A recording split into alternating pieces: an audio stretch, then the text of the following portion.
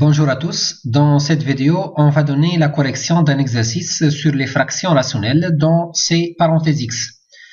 La question, on veut décomposer en éléments simples dans C parenthèse X les fractions rationnelles suivantes.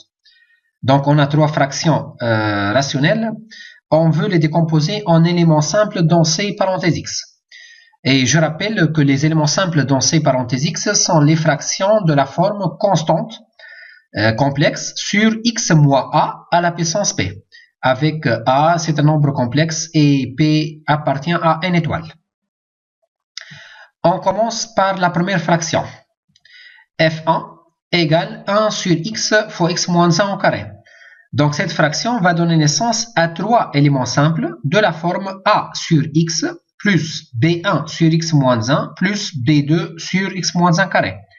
Donc ça, c'est parce que le dénominateur il contient en fait le produit de deux polynômes. Le premier de degré 1 qui est x et le deuxième de degré 2 qui est x moins 1 au carré. Et donc on va avoir constante sur x et on va avoir deux constantes au-dessus de x moins 1 et x moins 1 au carré respectivement. Par exemple, si on a dans le dénominateur x moins 1 au cube, on va avoir trois constantes b1, b2 et b3. Maintenant, on va calculer A, B1 et B2. Mais le A, il est facile à calculer. Il suffit de multiplier la fraction par x, c'est-à-dire on va trouver 1 sur x moins 1 au carré et on va évaluer ça lorsque x égale 0. Donc 0, c'est le pôle correspondant. Et on va trouver 1. Même chose aussi par cette méthode-là. Donc ça s'appelle la méthode d'évaluation. Ou bien on appelle aussi la méthode de décrocher.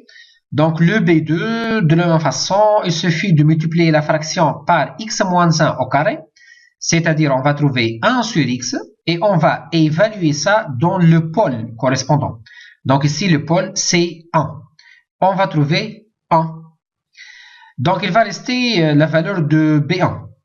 Et pour chercher la valeur de B1, il suffit de prendre par exemple pour x égale à 2.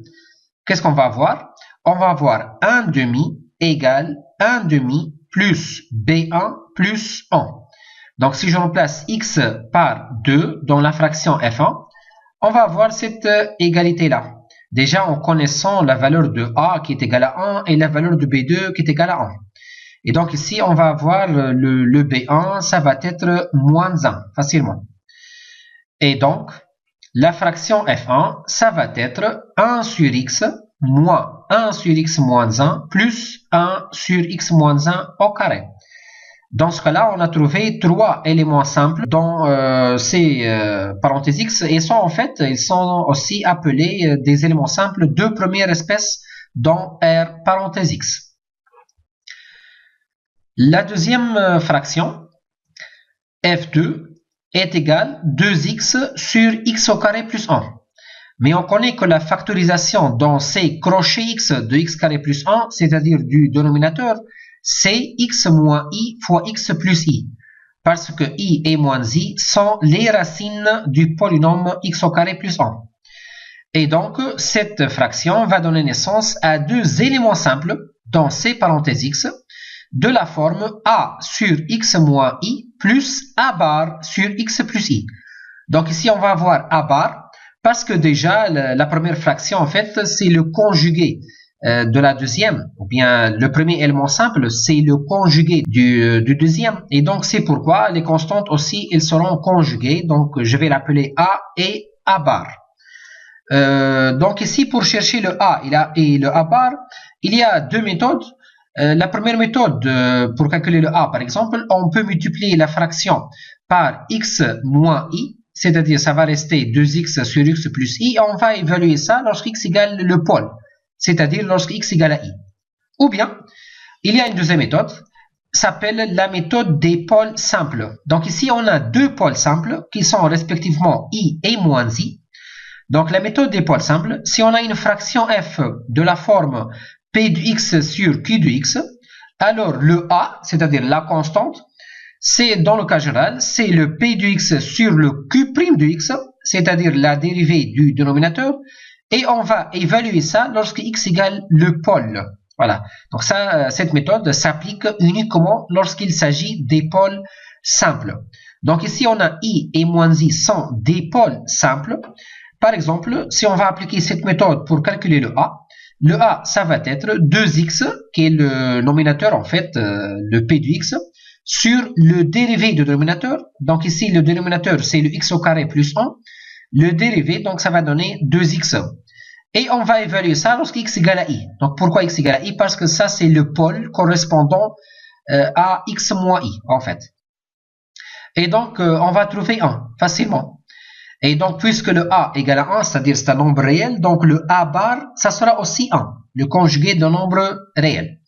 Et donc, le f2, ça sera de la façon suivante, c'est 1 sur x moins i plus 1 sur x plus i. La troisième fraction maintenant, le f3 égale n factoriel sur x fois x plus 1 fois x plus 2 jusqu'à x plus n. Donc, puisque le dénominateur, c'est le produit de n plus 1 polynôme de degré 1, donc on va avoir a0 sur x, a1 sur x plus 1, a2 sur x plus 2, ainsi de suite jusqu'à an sur x plus n.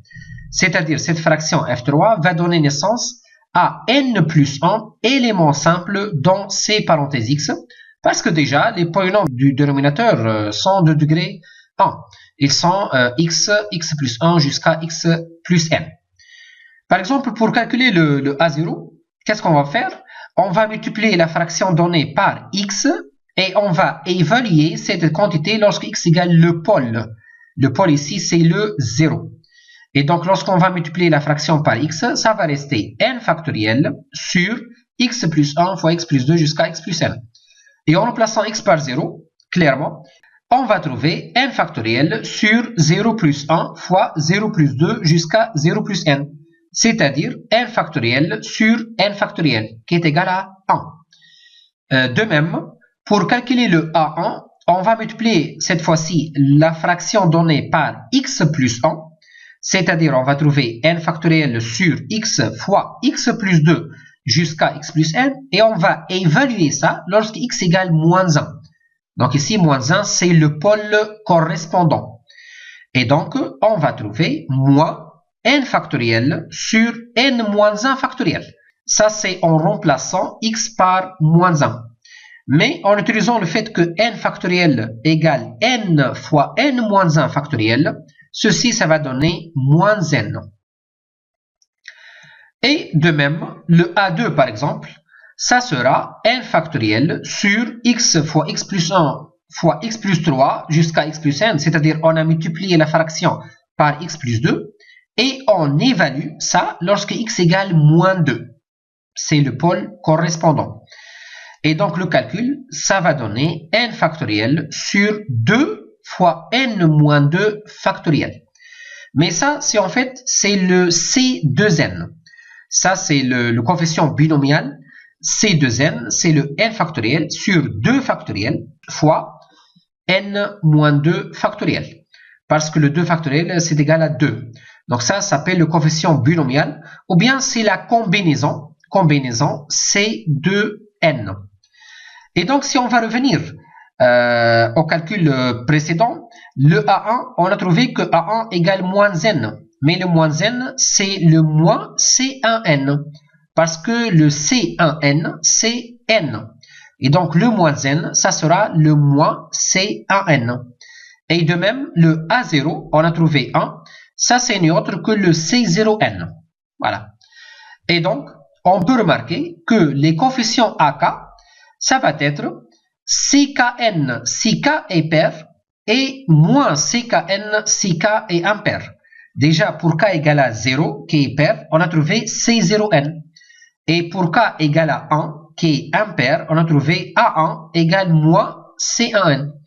Et pour K égale à 2, qui est un nombre pair, le A2 égale C2n. Ainsi de suite.